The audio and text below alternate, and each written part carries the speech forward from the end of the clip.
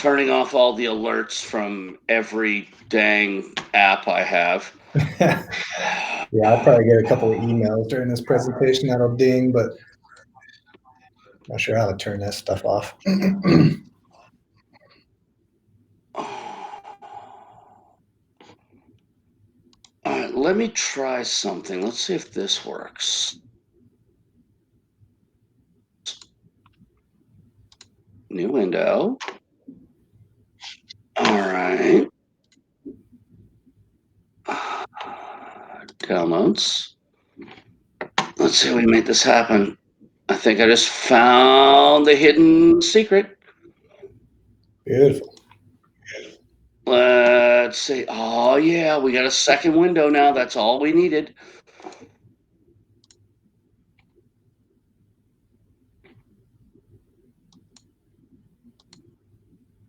All right, real quick.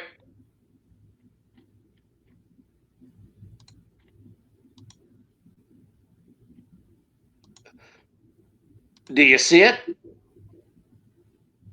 Yes. Awesome. Now I'm going to make it go away.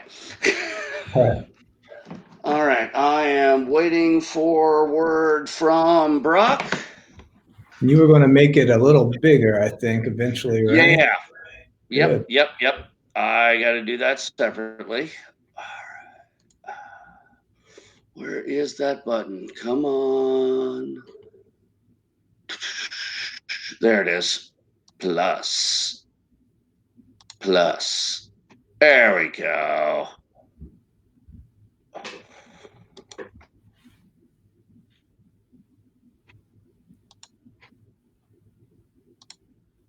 All right, how do you like me now? Okay, good.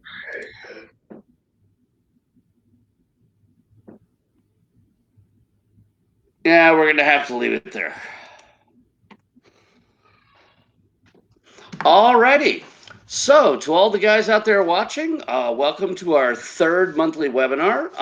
We are here with Dr. Johnny Gherkin to talk about the concept of mindfulness and stress management as all of us are adjusting to homeschooling and having our wives home when they didn't used to be, and all the other changes that are coming into our lives. So without further ado, let me step away and let the guy who knows what he's talking about take over. Hey, thank you, Matt. Happy to be here. As Matt said, I'm a psychiatrist at the University of North Carolina, and I have a sort of a special interest in mindfulness and acceptance, and I've been applying that to my work and my life and teaching it and whatnot. And I've done a few of these types of webinars and presentations. And so without further ado, we're going to jump in.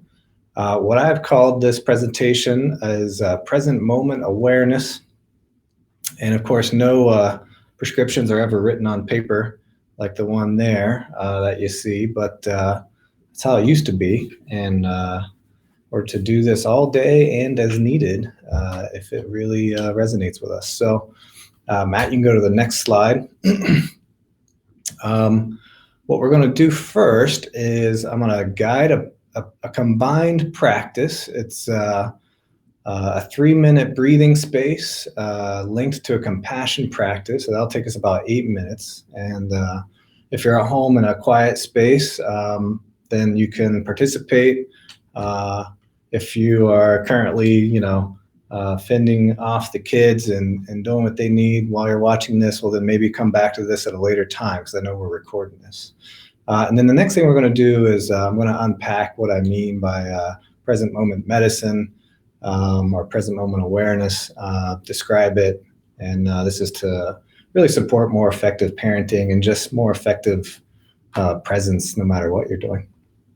And so without further ado, since this first portion of the practice is brief, we come into the moment quickly by taking a definite posture, sitting up straight, legs uncrossed, feet flat on the floor.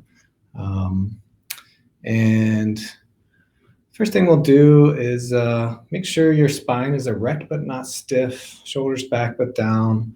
If it's comfortable, you can close your eyes or you can leave them open and gently focused. And you might take a deep breath, cleansing breath. And the first thing you do is really just notice what thoughts are around right now in this moment, particularly attending to any negative thoughts or difficult thoughts or emotions. Not to change them or eliminate them or control them in any way, just to acknowledge them, perhaps saying to yourself, well, that's how it is right now.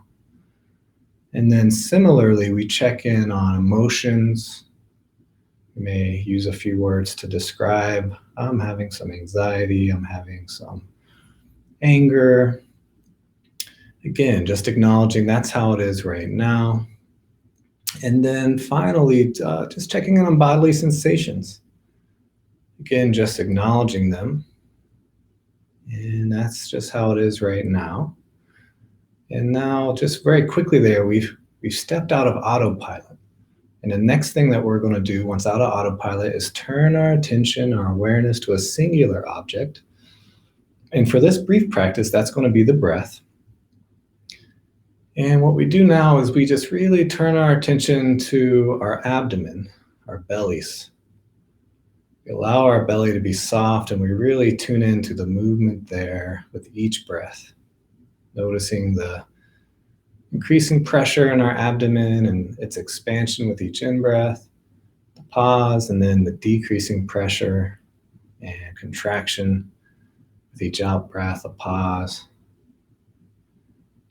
No need to control the breath in any way, just really following it down there at the level of your belly. Just for a few breaths, noticing when the mind strays, and then bringing it back whenever you notice it has strayed to the breath, noting the changing sensation at the level of your abdomen. And then as a third and final step for the first portion of this practice, we allow the breath to kind of fade to the background a bit, and we expand our awareness to a sense of the body as a whole. Now you're noticing your body as a whole, sensations of where your body's in contact with the floor, the chair, the air on your skin, the clothing on your skin. And again, the breath's in the background, and it can even feel as if your entire body is breathing when you're noticing your body as a whole and the breath. And that's the first portion of the practice. Now, in this sort of expanded awareness of your body, I want to introduce some phrases, some wording that's large enough to be what you'd wish for yourself and for others, that's large enough for the here and the now and into the future. And I'll ask you in this sort of softer, more expanded awareness that we're in right now to just attend to these words mindfully as we increase our compassion through this practice. And so the phrases go like this. May I live in safety. May I be happy. May I be healthy. May I live with ease. May I live in safety. May I be happy. May I be healthy. May I live with ease. And now I'll have you call to mind someone with whom you have a fairly positive connection. It could be someone you know well. Often it's a child or a pet or a favorite relative. You bring to mind someone like that, get them into your inner presence, get the feeling of that by conjuring their image, saying their name to yourself. And then we're going to wish them the same. May you live in safety. May you be happy. May you be healthy. May you live with ease. May you live in safety. May you be happy. May you be healthy. May you live with ease. And now I'll invite you to bring to mind someone who you don't have much of a feeling state for. It might be someone you don't know very well. You may only know their name. Maybe it's an acquaintance from the grocery store you go to regularly, or a delivery person you see regularly, or a friend, acquaintance that you don't know very well. Bring someone like that to mind, and now we'll wish them the same. May you live in safety. May you be happy. May you be healthy. May you live with ease. And now the next step is to invite into your mind someone with whom you're having a more difficult time. Now, this may too be a kid, a child of yours, or it could be someone you don't know well who just sees the world differently, that you have difficulty agreeing with or difficulty accepting their views. Invite someone like that into your inner presence and then wish them the same. May you live in safety. May you be happy. May you be healthy. May you live with ease. May you live in safety. May you be happy. May you be healthy. May you live with ease. And now just maybe you caught a sense, that felt sense of positive regard, this compassion that we're sending, garnering for ourselves and sending out to others and to the world. And now we'd like to send it out to everyone, to every being, everywhere. May all beings everywhere live in safety. May all beings everywhere be happy. May all beings everywhere be healthy. May all beings everywhere live with ease. May all beings everywhere live in safety. May all beings everywhere be happy. May all beings everywhere be healthy. May all beings everywhere live with ease. And now I'll ask you just to deepen your breathing a bit. Become aware of your body again and the space that you're in. Maybe wiggle your fingers and toes a bit if you've been still. And when you're ready, you can gently allow your eyes to open. And that ends that sort of combination practice. And we'll talk about how to incorporate maybe the beginning portion of that or the latter portion as we go through the rest of the talk. So Matt, I don't know if I can get the slides back on the screen, but that would be helpful.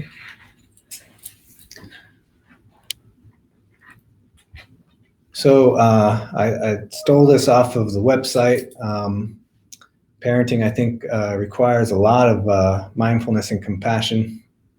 And those two practices are sort of more formal ways. The first one, a quick one to kind of maybe use as a rescue strategy. The second one, maybe as a more intentional practice. And we'll talk about that. Next slide. So the first thing I want to talk about is this notion of mindlessness, which is what most of us are in. I mentioned the word autopilot in that practice. This professor, Dr. Ellen Langer at Harvard, she is sort of considered the mother of mindfulness, done tons of studies on sort of mind-body unity. What she talks about is that a human comes up with mindful ideas like work-life balance or stay-at-home parenting or what have you, and then they apply them kind of mindlessly. They kind of lose track of how it's not exactly going to go as that term might suggest. And so an example here would be like work-life balance or work-life integration in the place of work-life balance, because balance seems like it has to be 50-50. Integration feels like, well, I'll do some of this at this time and some at that time. And in the end, I'll treat myself the same no matter what I'm doing. Her main strategy that she recommends is something called direct mindfulness, which is just noticing new things in every moment. Okay. Uh, Seems really simple, but what she claims and what I found when I'm trying to practice this way is you can't help but be in the present. You're constantly noticing new things. Next slide, please. This next person is a neurosurgeon, Dr. James Doty. Oh, it looks like the book is in front of it, but that's okay. He's a neurosurgeon out at Stanford. You wouldn't think of a neurosurgeon when it comes to compassion necessarily, but he's developed an institute there that really studies this. And what he talks about is this notion that evolutionarily we have this fight or flight response. And if we're not careful, we can have that sort of activated chronically. And what that can do is it leads us to more tribalism. It leads us to more reactivity, difficulties with staying in the moment, and it also leads to increased inflammation and harm to us. And so, one of the points that he makes, and you can listen to these two folks talk actually on a podcast called On Being that you can get. NPR has it, but it's also a podcast you can download on your phone. What he talks about is how the human being really is in its sort of prime mode when it's both mindful and accepting and also compassionate. And so, again, here's these two researchers, one a PhD psychologist, one a neurosurgeon, who's really sort of saying if we use our imagination and get creative about being present and compassionate, it can really help us. This book, by the way, if you find you have any downtime, is a good one to look at if you're interested in helping organizations that you're a part of not fall into the tribal traps. Next slide, please.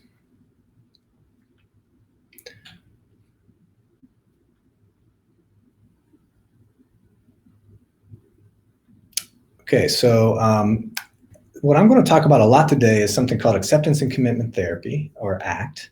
And this book, in this moment, it talks about these 5 steps for transcending stress, and it's using mindfulness and neuroscience, as it says.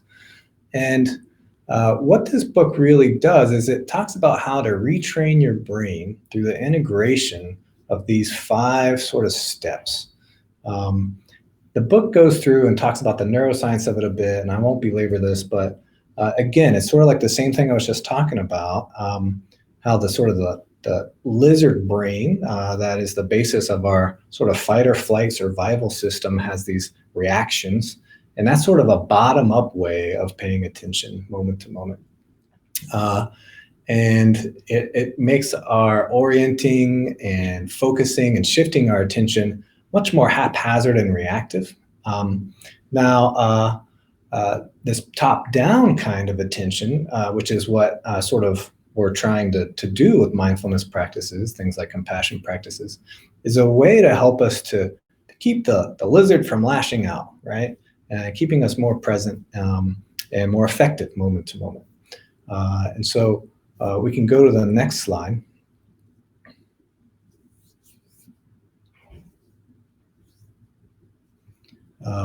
What the book then does is it goes on to these 5 processes. And I think I talked about that already, so you can go to the next slide. These 5 processes help us to engage this more quiet mind state. They break them down into these. There's observe, describe, detach, love yourself, and act mindfully. I add that other I in there because I've become a mnemonic fan in my older age. When I was younger, I hated mnemonics because I only used them to try to learn things that I did not like. Now using them for things that I like because they're helpful seems to help. This spells oddly I am, not the best mnemonic, but might be helpful. Observing is paying attention to what's showing up inside. And I added the pages of the book that kind of go through this in case you were interested. I don't get any money for the book. It's just a book that I often recommend to folks. Describing is really using your words, like we might say to our children, doing it with ourselves, doing it internally.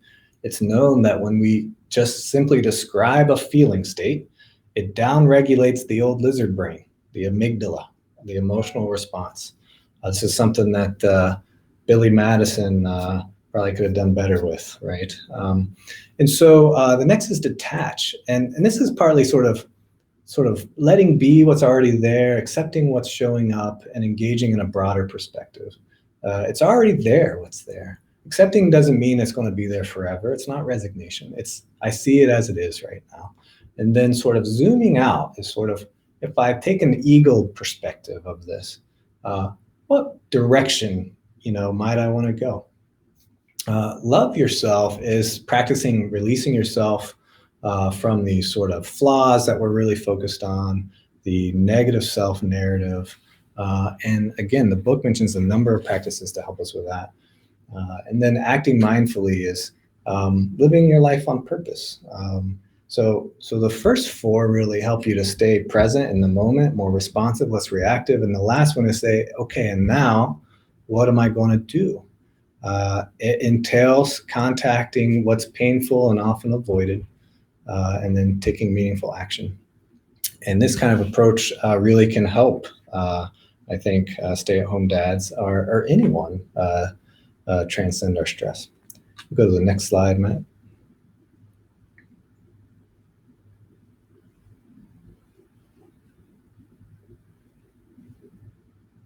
All right, so my prescription for you, there's 4 parts here. So you begin each day with intention, and we'll get to some of these details and some examples of each. Integrating rigorous physical activity, that everyone knows this, but I might as well just say it. 15 to 30 minutes, 3+ times a week, 150 minutes is the target. One thing that when I was doing well with this, I'm up and down with this like everyone, more down now than up. Is you can practice sort of simultaneously a non-judgmental observation of your experience, noticing your body moving, noticing your breath, noticing what you're hearing, seeing, smelling, tasting, touching, and noticing thoughts while you're exercising. And that actually incorporates a meditation sort of open experience with your exercise. It can really sort of retrain your brain and your body and cardiovascular system at the same time. Bring mindfulness to your daily activities. That's what we were talking about. That PMA is present moment awareness, integrating those 5 facets, those 5 steps. Oddly, I am. Observe, describe, detach, love yourself, act mindfully. I put here deliverance. Deliverance is one of the examples of being present. It's like deliberation, right? It's a little irreverent with the deliverance name, but it's reminding us that if we do what we're doing with deliberately and slowly, it brings us into the present. It helps us to get into that quiet mind state because our mind's not running the whole time on something else. And then ending each day with intention. We'll go to the next slide, please.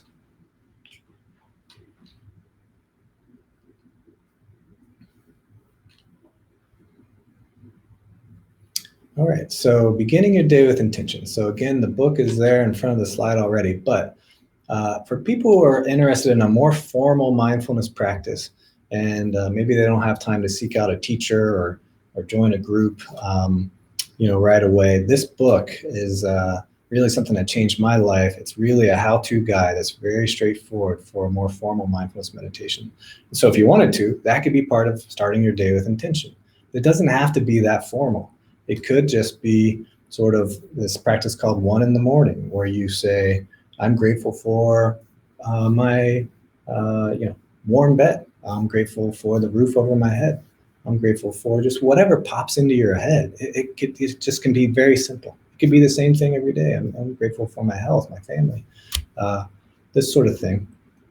It can also be really just being very present with breakfast, and again, like I said, it could be more formal, like a more formal meditative practice. Next slide.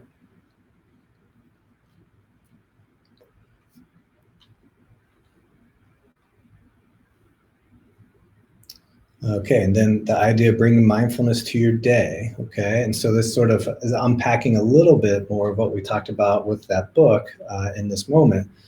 But the idea here is pretty straightforward. When you're playing with your kids, play with your kids. I fell into a trap of this today as I was subbing in for my wife. Well, she needed to do something, and I stepped away from working at home, and I wasn't present with them. And every few minutes, they're saying, "When are you going to be done with that? When are you going to be done with that?" I was working on some project real quickly, I thought, and I wasn't engaging in the Lego play with them. I actually enjoy that. So play with them when you're playing with them. Walk when you're walking. Eat when you're eating. It seems straightforward, but really it takes attention. Do each thing when you're doing it. You can observe, describe, detach, love yourself, and act mindfully, like I was saying, those 5 steps throughout your day. But each time you're doing an activity, you can be deliberate about it. Practicing direct mindfulness is what we talked about with Alan Longer. It's sort of this just noticing new things. Um, it's the idea of cognitive reappraisal.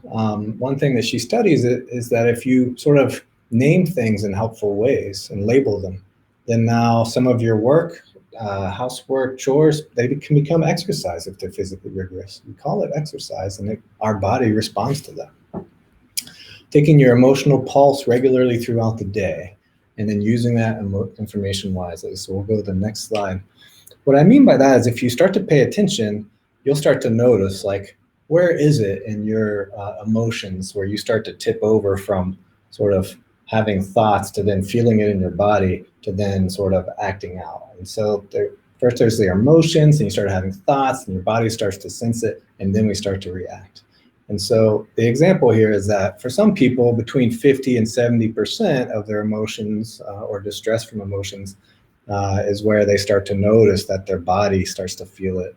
Uh, for others, maybe that's lower or higher. But the idea is if you check in on where you are emotionally, then you might be able to take a step back, use some of these skills in the moment, and then not react in the moment. Next question, please. Or next slide, please.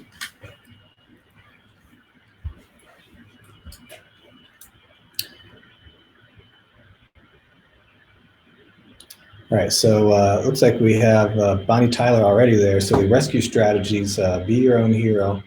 Cleansing breath is probably the easiest. I have another one on this slide, and we'll try to get a slide set to you all. I'll get a slide set to you, Matt, without these in the front. Those are usually the effects that zoom in, right? Siberian North Railroad, stop, breathe, notice, uh, reflect and respond, I believe is what that stands for. The 3-minute breathing space, which is the first portion of the practice that we did to start with. And there's another few on the slide that we could talk about as well, but we'll go on to the next slide. These are strategies that you employ, though, or deploy when you notice I'm reaching my limit. And then, like I said, end your day with an intention. And so, engage your loved ones each evening with your full presence, right? Noticing your busy mind and asking it to just chill out, step back. Uh, Positive psychology tells us that negative things are about 3 times more powerful than positive things. That's evolutionary. It's probably helped us survive back when, we were living in the wilderness. And so what we try to do to combat that, or can do, is notice 3 positive things before, going on to any of the negative things. One in the evening is just like one in the morning, but it's at nighttime. Simple gratitude at bedtime. Thankful for my soft pillow, warm bed. And then, of course, practicing sleep hygiene and ending the day with a brief compassion or loving kindness meditation can be a nice practice once we're in the bed and now our mind's kind of going. You could do like the second half of that practice as an example is when you turn your attention to one thing, whether it's a prayer or something like loving kindness or a body scan meditation. If you practice that, you can hit what's called a relaxation response, which your body will just naturally relax. And now your mind will sort of hear your body from the bottom up, and it'll sort of start to get into that state of pre sleep. The busy mind will fade, and then you can choose to go off into sleep. You can use that for when you wake up. I often wake up a little before I need to in the morning, and I'll use these kind of practices to at least have some restful time, even if I don't fall back asleep. Next slide, please.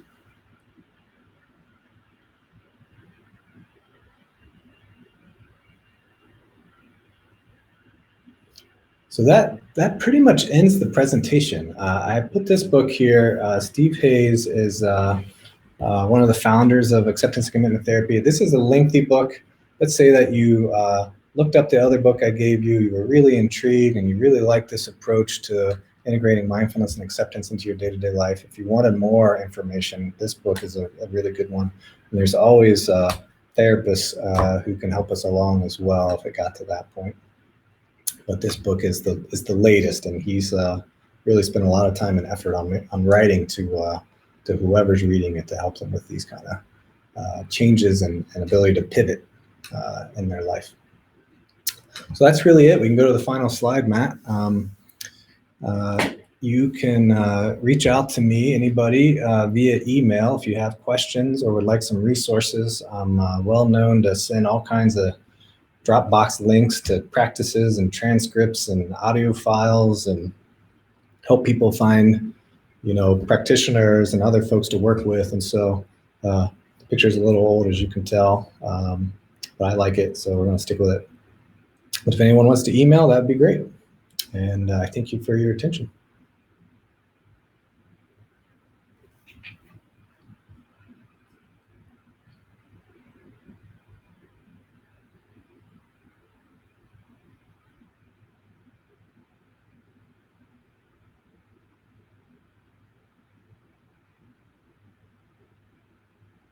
I really appreciate it.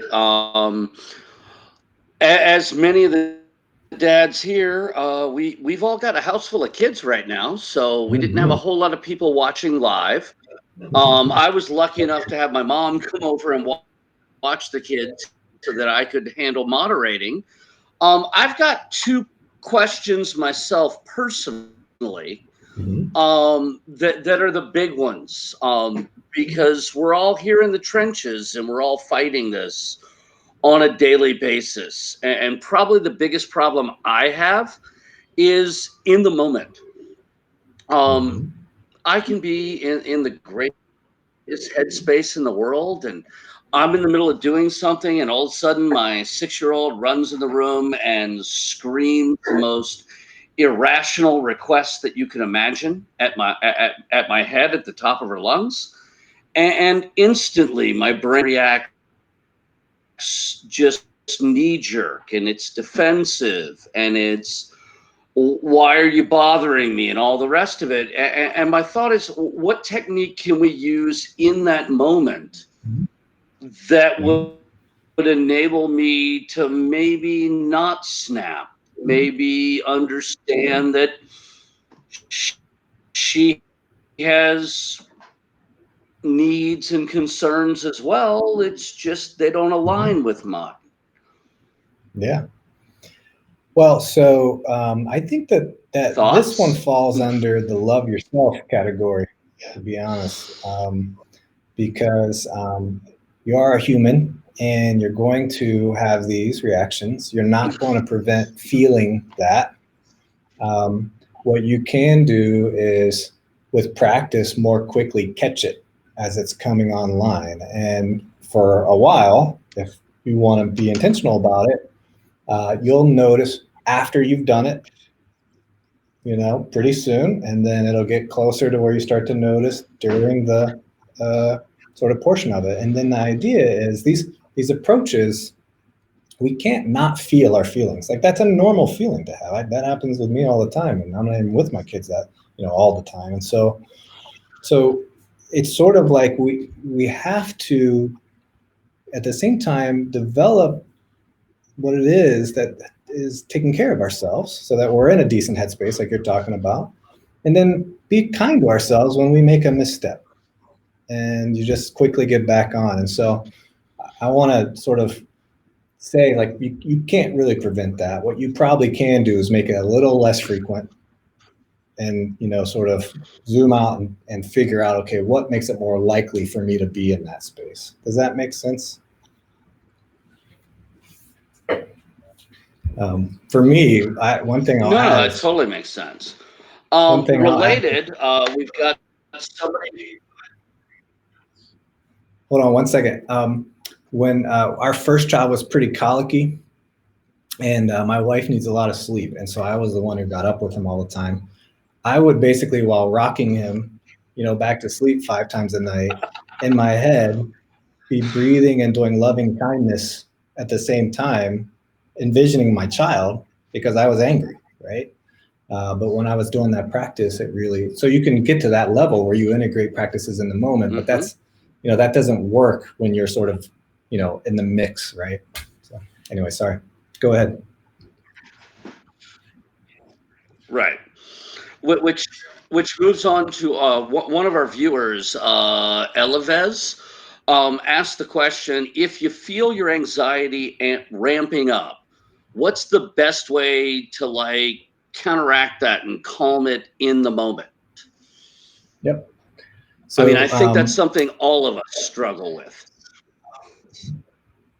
so, uh, so what a lot of the sort of research looks like is I mentioned earlier is using our ability to think and describe combined with some kind of practice which engages sort of our um, balancing regulatory nervous system. All right, and so if I break that down into normal words, that basically means note out loud, I am feeling this way. Daddy is becoming X, or I'm having anxiety, right? I allow it, it's there. I accept I'm having anxiety. And then the next easiest thing to do is what's called a cleansing breath. And a cleansing breath is basically a deep breath. And probably the most important thing is the exhale is longer than the inhale. And you do maybe 4 of those. But if you can only do one, only do one.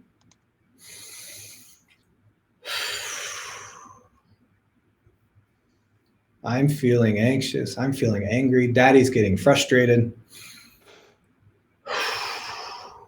And now reset. And if you have to do that 10 times, well, you do it 10 times. But that's probably the easiest, quickest thing. That's what I would say. You can't remove yourself from the situation, all the time. And so staying present with it, it'll get easier. And then you're also modeling, let's say your child is there with you, how to describe and use words and how to, stay with and be with and deal with emotions, manage emotions. Um, One other thing is let's say it's anger. One of the best techniques is to use songs, use humor, right? I'm sure you don't know anything about that, Matt. Uh, um, and if you can develop a certain kind of silly melody No, that not at you all. put your emotions to, pick a melody. I think an easy one's like if you sing that you're angry and frustrated and about to lose it to the melody of Happy Birthday, it really kind of diffuses the situation quickly. It still conveys I'm upset, but it keeps you from losing your cool because you all know better than I do. If it becomes a battle of the wills with your child, you're going to lose. I mean,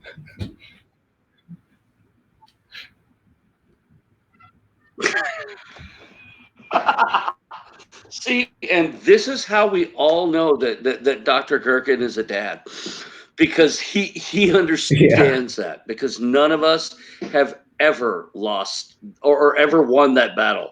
Elavez says, "Great, thank you for the advice." yeah, My other question is, I know that you outlined those two mindfulness exercises in the beginning. If we mhm, started doing those, or if I started doing those on a regular basis, would that help mhm. me to train my mind to go to that mindfulness space instead of that knee jerk fight or flight reaction that I usually have when the world just like punches me in the face and says, "Hey, I'm here to mess with you." Yeah, yeah. Good question. So I'll channel my inner Buddha. Um, Buddhism, as far as I understand it, and I consider myself like an advanced novice, I guess. Um, it's not based on faith. Okay, it's not sort of like let me convince you of this. Right there, you go, Dr. Pepper. That's also good. Um, it's more like try it and decide for yourself. Just want Okay, to make sure and everybody knows so I'm not I daydreaming. wholeheartedly, I wholeheartedly believe it does, because my experience when I had a formal practice was that when I had made time to still regularly and had sort of lubricated those networks that help me to stay still when the world's flying at me, then that day, the week I'm doing that, and I'm taking care of myself as well. You can't meditate in the morning after 3 hours of sleep at night, right? That just doesn't work, right? And so it forces you to make some changes to the things that we all know that we kind of got to do. Because if I get less than 6 hours of sleep, I'm an asshole. I mean, that's just how it is, right? Like, I got to take caffeine and ibuprofen or I'm going to lose it, right? I mean, that's just how it is. So first things first is that. But let's say you're getting enough sleep and you're taking care of yourself, and then you add meditation on that. Yes, it retrains the brain. It helps with that baseline flexibility, responsiveness that helps you not be rigid and reactive.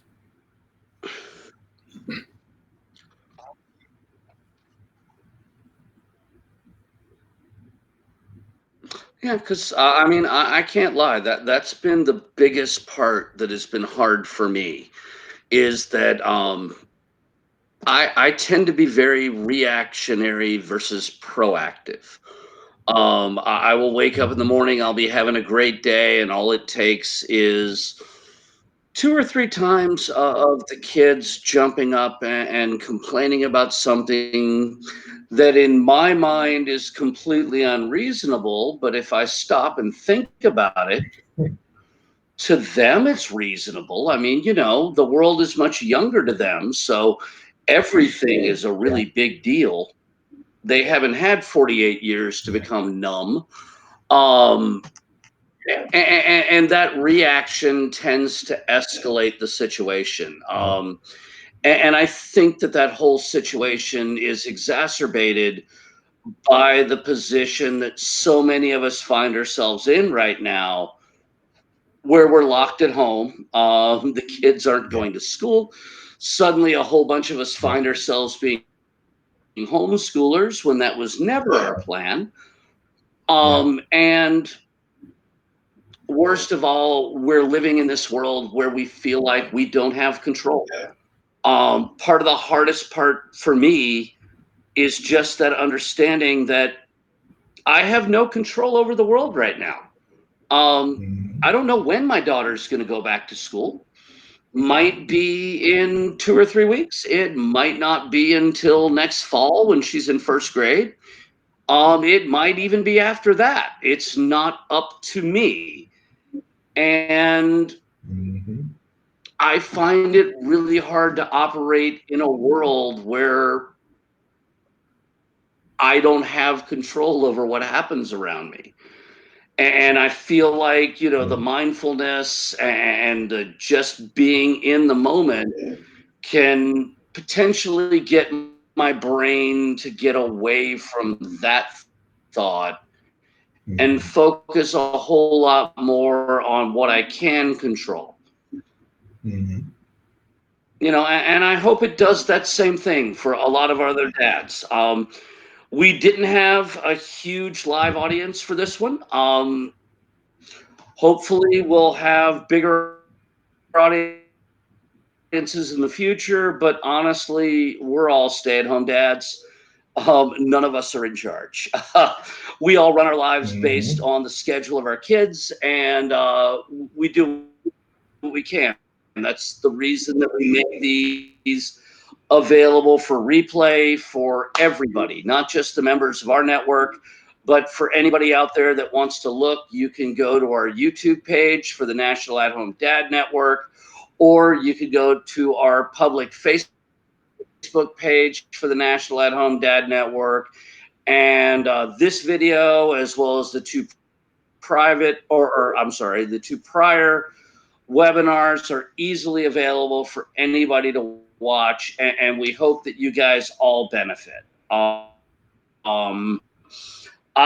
can't thank you enough for helping us out with this. I can only speak for myself, and I know I feel better. I mean, I do. I plan on waking up tomorrow and going through that guided meditation.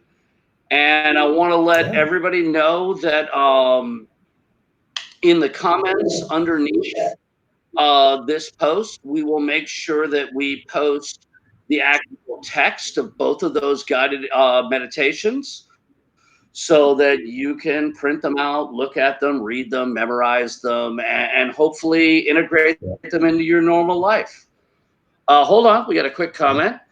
You guys, I work with parents, and it was great being here. Live is great, but it's very valuable to have this to access on demand too. So be encouraged. Thank you so much, Flavia.